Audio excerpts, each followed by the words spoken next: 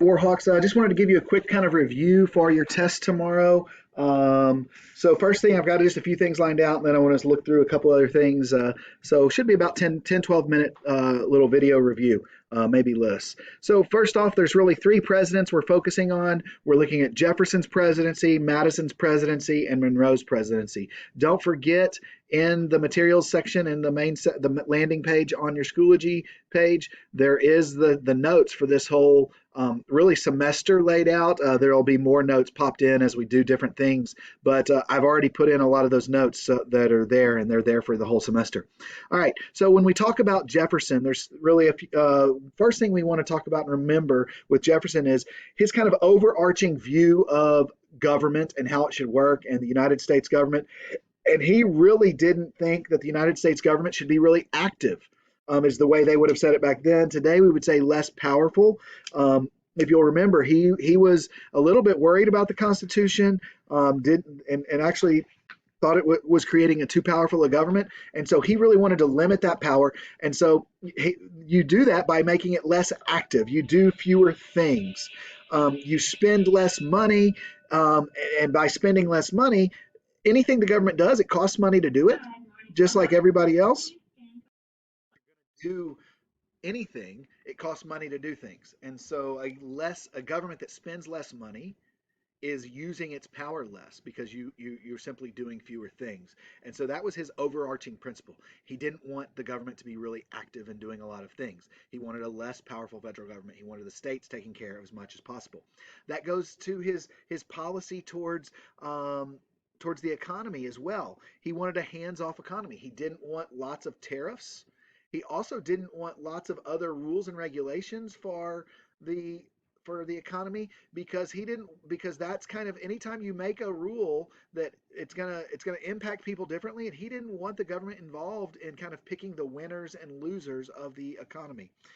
He wanted the government to be hands off, of those things as much as possible. Then the other two big issues during Jefferson's presidency are the Louisiana Purchase.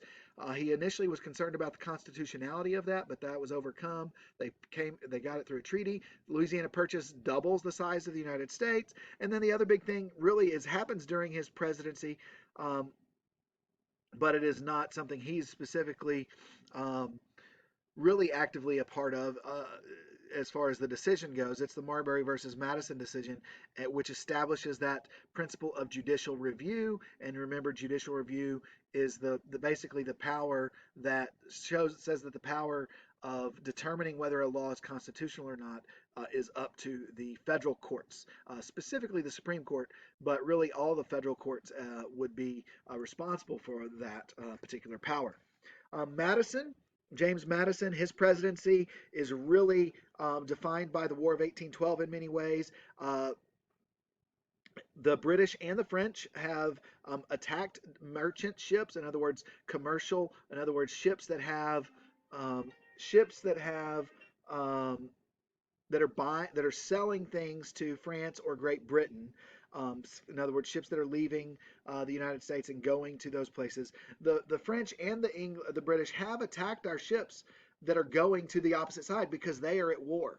The British have started doing it a lot more. And then the British have taken it another step further, and they begin impressing our sailors. In other words, taking sailors off of merchant ships and putting them into the British Navy, and that is not acceptable. Ultimately, they even board and attack a British or an American Navy ship, and that's kind of one of the last straws that really pushes the United States towards war with Great Britain. Doesn't do it immediately, but does ultimately kind of encourage more. That whole group of people that were ready for war with Great Britain are known as the Warhawks, which well, kind of our where our name comes from. And they really, there was a few goals they had. They hoped to gain Canada. There was the problems with Native Americans. There was that were kind of happening in Indiana territory, uh, the western territories of the United States at that time, and then also just the impressing of sailors and the merchant ships being taken. Those are all things that are going on. During the war, so Oliver Hazard Perry is one of the names that is famous for the War of 1812. His efforts at the Battle of Lake Erie. It's one of the few victories early in the war that the United States has, and he famously says, "We have met the enemy and they are ours." He's sending that message back to his commanders and those that are above him.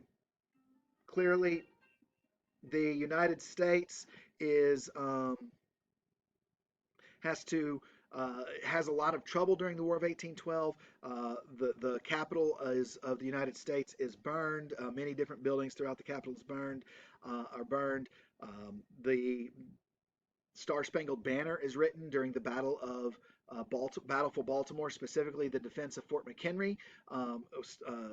Francis Scott Key is watching that battle from a British ship and writes the poem, the Defense of Fort McHenry, and which becomes our national anthem, the Star Spangled Banner. Um, the and then finally, the Treaty of Ghent is signed in December of 2014, and after that, in February of 2015, the Battle of New Orleans happens. And this is Andrew Jackson becomes famous for this battle, his defense of New Orleans, and it is a victory for the United States, an overwhelming victory for the United States. But it takes place after the treaty has already been signed. And the Treaty of Ghent sends everything back to the way it was before. And the reason that's possible, because before the British had been attacking our ships. So why can we do that? Why is that okay? Well, it's okay now because they're not going to be attacking our ships because Britain and France aren't at war anymore. And so instead of like getting that situation resolved, really the situation resolved itself because Britain and France aren't at war. And so therefore we we don't have to worry about our merchant ships being attacked or our sailors being impressed by Great Britain anymore. Um, then we get to James Monroe. A couple things here. It's kind of known as the era of good feelings. It's kind of the last time before things really seem the issue of slavery really starts to really eat at the fabric of the United States and divide the country more and more. So during Monroe's presidency is when that really starts off in earnest. There's always been some disagreement, but that disagreement really does begin to grow his presidency, and so that ends the era of good feelings. That era of good feelings kind of comes about after the rebuilding of the Capitol, a rebuilding of Washington D.C. People are seeing, hey, wait, you know what? We are growing. The Battle of New Orleans was a big part of that. There was this sense of pride that the United States has. The era of good feelings is ended by the Missouri Compromise. Is kind of that debate over the Missouri Compromise. Missouri is going to come in as a slave state. Maine comes in as a free state, and that's how that issue is resolved. But we start to see the fighting over every time new territory comes in. We're going to see this fighting that happens over, is this going to be a slave territory? Is it going to be free? And if a slave territory comes in, how are we going to keep this balance of power, but in the Senate at least, between slave and free state? And so we start to see this division in the United States that ultimately is going to lead to the Civil War. The other big thing during James Monroe's presidency is the Monroe Doctrine. And basically with the Monroe Doctrine, it says, hey, the North and South American continents, they are Europe. You are no longer welcome to like come in whenever you want. If you do so, that will be seen as an act of war, not against just whatever country you're trying to recolonize, but against the United States as well. And so the United States is kind of exerting some power here. The United States doesn't have a whole lot of power, but they're exerting some of that power. They're particularly worried about the European powers of like Spain or France, perhaps gaining more control over, trying to regain control of some of their lost colonies, but to a certain extent, Great Britain. But the thing is, Great Britain is also worried about France and Spain gaining that. And so Great Britain kind of is supportive of the Monroe Doctrine in a lot of ways and really helps to kind of support that doctrine in a time when the United States wasn't quite strong enough to really support that too powerfully.